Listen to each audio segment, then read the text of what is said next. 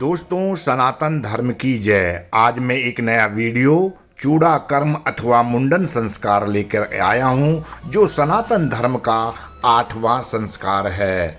दोस्तों, सनातन धर्म में 16 संस्कार होते हैं, जिसमें से मुंडन संस्कार, जिसे चूड़ा कर्म संस्कार भी कहा जाता है, वह 8वें नंबर पर आता है। और सभी बच्चों का मुंडन संस्कार कराया जाता है। और मुंडन संस्कार कराए जाने के बाद बच्चे का शारीरिक और मानसिक विकास बड़ी तेजी से होता है। दोस्तों, बच्चे के अंदर जो विटामिन डी है, जब सर के बाल कट जाएंगे तो धूप डायरेक्ट पड़ेगी, विटामिन डी मिलता है, जो कि उसके लिए बहुत ज़रूरी है। बच्चे के दांत निकलने शुरू होते हैं, उसके शरीर में परिवर्तन होना शुरू होता है, उसकी हाइट बढ़नी शुरू होती है, और इस संस्कार के बाद में वो तेज़ी के साथ में होता है। दोस्तों, बच्चा जब गर्भ में होता है तो उसके बाल होते हैं, जिन्हें अपवित्र माना गया है। मुंडन संस्कार के माध्यम से शिशु के बालों को पवित्र किया जाता है। और जब आप जाएंगे तो ये गंगा के किनारे पर, मैं भी अपने बच्चों के साथ में यहाँ पर मुंडन संस्कार के लिए गया हुआ था, तो पंडित जी जो पंडित जी हैं, जो हमारे पैतृक पंडित जी हैं, जो हरिद्वार में रहते हैं और पूजा पाठ कराते हैं, उन्होंने इसका पूजा पाठ, विधिवत पूजा पाठ किया। और ये इससे पहले का संस्कार के पहले से इसका जो है पूजन संस्कार किया गया, पूजा किया गया, और पूजा करने के बाद में मुंडन संस्कार किया गया।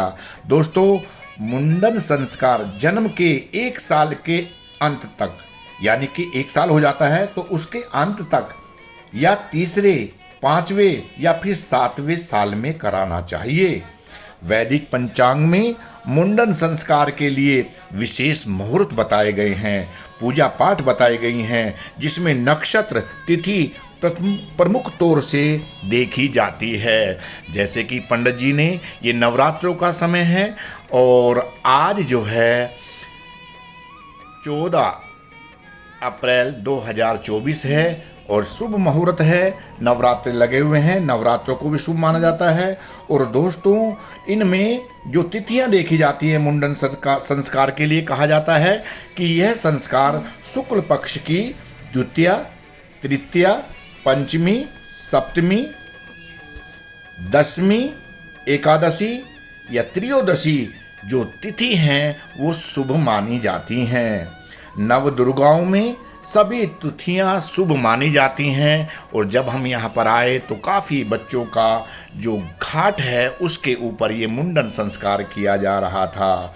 दोस्तों, कहते हैं कि अगर नक्षत्र देखने पड़ते हैं तो अश्वनी, मृगशिरा, पुष्प, हस्त, पुनर्वसु, शतशीर्षा नक्षत्र मुंडन के लिए उत्तम होते हैं। साथ ही चित्रा, स्वाति, जेठ, श्रावण और घनिष्ठा जो नक्षत्र है, ये भी अति उत्तम माने गए हैं। बच्चे के मुंडन संस्कार से जो बच्चे के सर के ऊपर, जैसा मैंने बताया, पेस्टिसाइड्स यानी कि हानिकारक जो कण होते हैं वे दूर होते हैं, और बच्चे को विटामिन डी मिलता है। जब सर के बाल कट जाएंगे तो सूर्य से मिलने वाली रोशनी बच्चे के सर पर पड़ेगी और बच्चे का मानसिक शारीरिक विकास बड़ी तेज़ी के साथ में होगा। और विटामिन डी के साथ साथ बच्चे की हड्डियां जो हैं मजबूत होंगी, दांत निकलेंगे और बच्चे को अनेक बीमारियों से इसका बचाव होगा। ये मुंडन संस्कार जो है हिंदुओं में किसी तालाब के किनारे पर, देवी के मंदिर में या नदियों के पास में ये किया जाता है। कुछ जगहों पर जहाँ पर ये नहीं होते, वहाँ पर मुंडन संस्कार करा करके बालों को सुरक्षित रखा जाता है। और फिर जब कभी मौका मिलता है पवित्र नदियों में जाने का, तो वहाँ पे जा कर के उन बालों को विसर्जित करके आ जाते हैं। लेकिन हम लोग यहाँ से हरिद्वार गए थे, वहाँ पर हमारे जो पंडा हैं, पुजारी हैं, जो इसी काम को करते हैं और सदियों से करते आए हैं, उनसे पूजा पाठ कराने के बाद ये मुंडन संस्कार का कार्यक्रम चल रहा है। ये हर की पौड़ी हरिद्वार का दृश्य है, जहां से मैं आपको वीडियो के माध्यम से इसको दिखा रहा हूं। दोस्तों, मुंडन संस्कार अपने आप में एक विशेष होता है। इसको सही तरीके से सही पूजा पाठ विधान के साथ में कराना चाहिए और ये प्रथा हिंदू धर्म के अंदर ही है। जो कि सनातन धर्म है वह वास्तव में ही वैज्ञानिक धर्म है। जो उसके हर एक जो भी त्योहार हैं वो वैज्ञानिक आधार पर सत्य हैं। और ये बच्चे का मुंडन संस्कार, यहाँ पर ये घाट है जहाँ पर बच्चों का मुंडन संस्कार किया जाता है। बड़ी संख्या में बच्चे यहाँ पर हैं।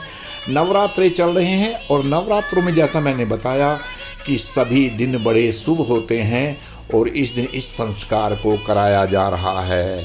दोस्तों, इस वीडियो को बनाने का मेरा मकसद सिर्फ इतना है कि आप लोगों को ये पता चले कि मुंडन संस्कार कोई आम संस्कार नहीं है। इसको हल्के में नहीं लेना चाहिए, पर कि पूरा विधि विधान से इस संस्कार को कराना चाहिए। और कराने के बाद बच्चे के ऊपर से जो परिवारजन हैं वो वार फिर कर रहे हैं और जो पैसा जो नाई है उसको दिया जा रहा है और उसने अपने लिए पैसे भी यानी कि इसको मुद्राएं दी जाती हैं, फूल वगैरह लिए गए और बालों को उसके अंदर रखा गया। और एक माताजी आई, उन्होंने सर के ऊपर जो है हल्दी का एक सतिया बनाया और उसको भी दक्षिणा दी गई। इस सतिये का मतलब ये है कि हल्दी जो है पेस्टिसाइड्स को ख़त्म करती है। ये हमारे पूर्वज काफ़ी बड़े समय से जानते थे कि हल्दी जो है कीटाणुओं को नाश करने वाली होती है। और दोस्तों, सभी पूजा पाठ की सामग्री और बालों को इसमें रखने के बाद गंगा नदी में हर की पौड़ियों पर विसर्जित किया जा रहा है। यह दृश्य हरिद्वार का हर की पौड़ी का है, जहां से बच्चे के मुंडन के बाद उसके बालों को विसर्जित किया जा रहा है। पूजा पाठ की जा रही है, सभी हाथ लगा रहे हैं घर के परिवार के सभी सदस्य, ताकि हमारी जो बच्चा है ये शारीरिक और मानसिक रूप से स्वस्थ बने और गंगा मैया इस बच्चे को तीव्र बुद्धि दे और आगे बढ़े। ये काफ़ी यानी कि उन्नति करे। इन सभी शुभकामनाओं के साथ इसको जल में प्रवाहित कर दिया जाता है। दोस्तों, ये संस्कार सनातन धर्म के अंदर ही किया जाता है, जो विधि विधान के साथ में किया गया है। और दोस्तों, इसके बाद गंगा नदी के ठंडे पानी में उस बच्चे को नहलाया जाता है और उसको बार बार डुबकी लगाई जाती है। ये शीतल जल में बच्चा जो है ये स्नान करने के बाद में ये बच्चा थोड़े समय के लिए बिल्कुल चुप और खुश हो गया। दोस्तों, यह है इस पवित्र गंगा की विशेषताएं। इसके अंदर जड़ी बूटियां होती हैं और गंगा के जल को आप लंबे समय तक घर में रख सकते हो। गंगा जल को इसमें किसी प्रकार का कोई विकार, कोई गंदगी गंगा जल में नहीं होती। और उसके बाद बच्चे के सर पर हल्दी लगाई गई। किसी प्रकार के कोई कीटाणु अगर बचे हैं तो वो भी नष्ट हो जाएं।